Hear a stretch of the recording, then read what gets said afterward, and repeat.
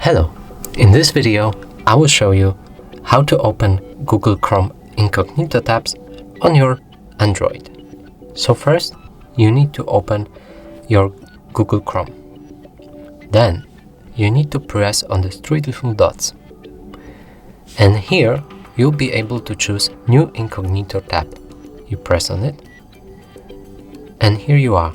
You're on your Incognito.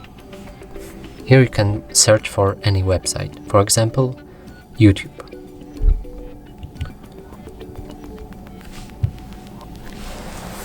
That's all for this video. Thank you for watching. Please consider subscribing to our channel, liking and commenting this video.